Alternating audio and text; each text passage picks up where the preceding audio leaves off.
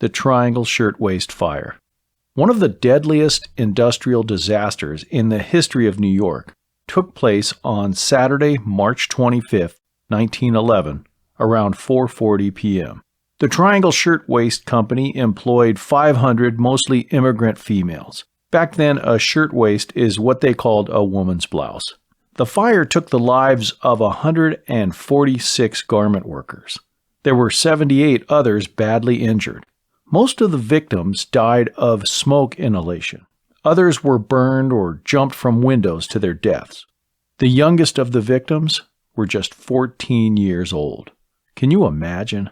This story gripped the public and people demanded answers. How could this happen? It later was revealed in the newspapers that management had locked or chained the exit doors. You heard that right. They locked the exit doors. Management said they wanted to stop the girls from taking unscheduled breaks and to prevent thefts. Mind you, the Triangle Shirtwaist Company was located on the 8th, 9th, and 10th floor.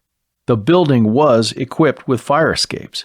I'm sure management probably told the workers, "Don't worry, if there's ever a fire, we'll come unlock the doors." That's what makes this disaster so horrific.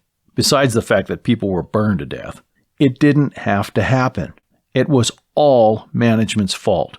Greed overtook worker safety. It reminds me of an interview I saw recently on YouTube. There was this woman who survived the sinking of the Titanic as a child. The Titanic sank in 1912, around this time. She said no one should have died on the Titanic. It took 2.5 hours for the ship to sink. It was all greed. If they had enough lifeboats, everyone would have survived. For me, the Triangle Shirtwaist Fire is a similar story.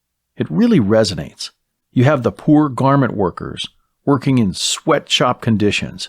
You have managers so careless they endanger everyone's lives. One can only imagine the loss the victims' families must have felt. There's the guilt the survivors had to live with. And don't underestimate the pain of the injured and burned. The building still stands to this day at 23 Washington Place. It's a national landmark. I invite you to search Triangle Shirtwaist Company online. Look at the faces of the girls at their workstations. They don't look very happy. See the unsafe conditions they were made to endure. See the huge piles of textiles blocking egress. Read some of the headlines and newspaper clippings. The story went worldwide. Look for the photos of the relatives trying to identify their loved ones. Identical open caskets lined up with partially burned bodies on display.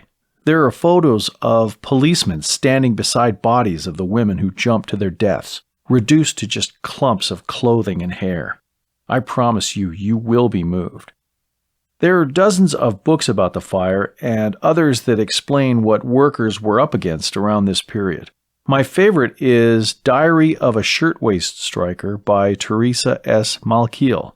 We must never forget the sacrifice these young women paid, and there's an annual event to mark the occasion and make sure that we never do. This disaster resulted in safety regulations and standards that affect us to this day. The Triangle Shirtwaist Fire is just one of many important events in labor history.